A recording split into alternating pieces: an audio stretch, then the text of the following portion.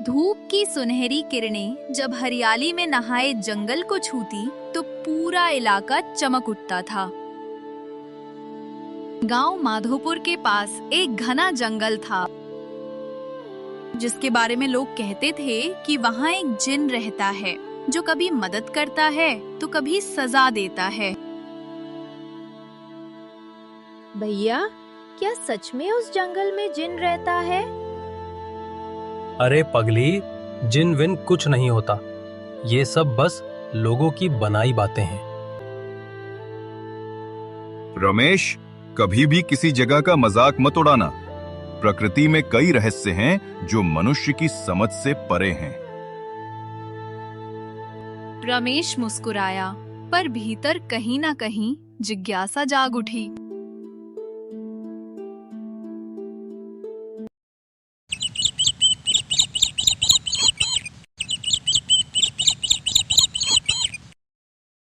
एक दिन गांव के बच्चों ने सुना कि जंगल के बीच में एक पुराना कुआं है जिसमें कुछ चमकता दिखाई देता है।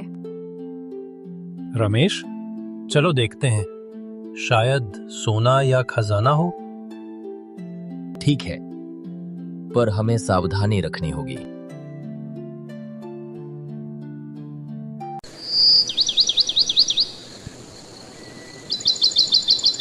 दोनों ने सुबह सुबह बिना किसी को बताए जंगल का रुख किया। पूजा ने रोकने की कोशिश की, पर रमेश नहीं माना। घने पेड़ों, झाड़ियों और पत्तों से ढकी पगडंडी से गुजरते हुए वे उस पुराने कुएं तक पहुंचे। कुआं बेहद गहरा था और अंदर से हल्की नीली रोशनी निकल रही थी। देखो रमेश, कुछ तो चमक रहा है। चलो रस्सी से नीचे उतरते हैं। पुनीत, ये सही नहीं लग रहा। कुछ अजीब सा एहसास हो रहा है। तभी अचानक हवा तेज चलने लगी और कुएं से एक नीली धुंध उठी। धुंध के बीच से एक ऊंचा, डरावना पर शांत चेहरा उभरा। वह जिन था। कौन मेरी नींद में दखल डाल रहा है? दोनों बच्चे डरकर पीछे हट गए। हम बस देख रहे थे, माफ कर दो। जो बिना अनुमति किसी के ठिकाने में घुसता है, उसे दंड या वरदान दोनों में से कुछ एक मिलता है। मुझे खजाना चाहिए, बहुत सारा सोना। जिन मुस्कुराया, उसकी आंखों में चमक आई। ठीक है, लालच तुम्हें ले डूबेगा, लेकिन जैसा चाहो वैसा ही होगा। और उसने हाथ हिलाया। पुनीत के पैरों के नीचे की जमीन फिसल गई और वो कुएं में गिर पड़ा। कुएं से रोशनी की तेज लपट उठी और रमेश गायब हो गया। रमेश भयभीत होकर गांव की ओर भागा और बाबा हरिदास के घर पहुंचा। बाबा, जिन ने पुनीत को कुएं में खींच लिया। मैंने कहा था, जंगल के रहस्यों से खिलवाड़ मत करो। लेकिन अब डरने का समय नहीं, बचाने का है। बाबा हरिदास ने अपना पुराना मंत्रों वाला ग्रंथ उठाया और बोले, बहारी, चलो बेटे, हमें जिन से समझदारी से निपटना होगा।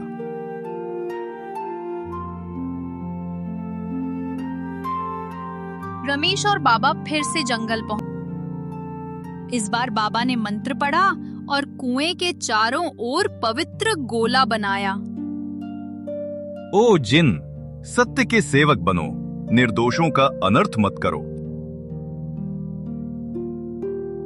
फिर से नीली धुंध उठी और जिन प्रकट हुआ। फिर तुम आ गए मानव। हाँ, मैं अपने दोस्त को वापस लेने आया हूँ। उसने गलती की, लेकिन मैं चाहता हूँ कि उसे माफ कर दो। मनुष्य अपनी गलती का दंड चुकाए बिना माफी नहीं पा सकता, पर तुम्हारा साहस और सच्चाई मुझे पसंद आई।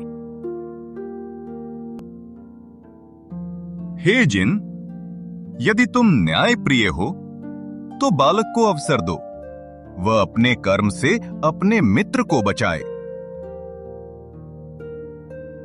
जिन कुछ देर चुप रहा, फिर बोला, ठीक है, यदि रमेश मेरी 3 शर्तें पूरी कर दे तो उसका मित्र मुक्त होगा। तभी जिन ने कहा,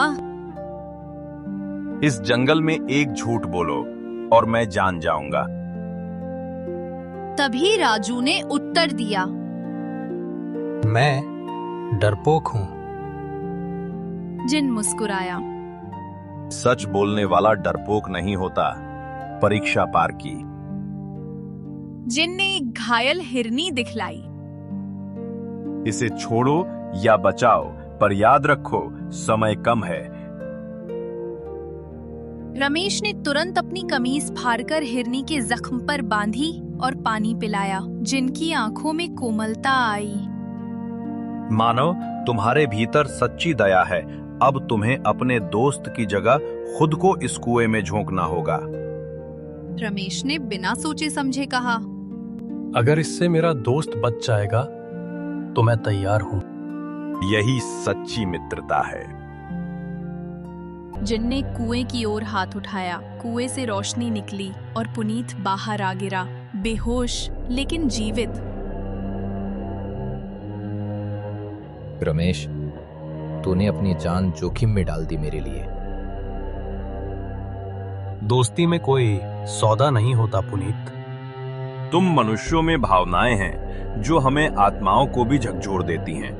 रमेश, मैं तुम्हें वरदान देता हूं, जहां भी तुम जाओगे सच्चाई और साहस तुम्हारे साथ ही रहेंगे। फिर नीली धुंध गायब हो गई और जंगल में शांति छा गई।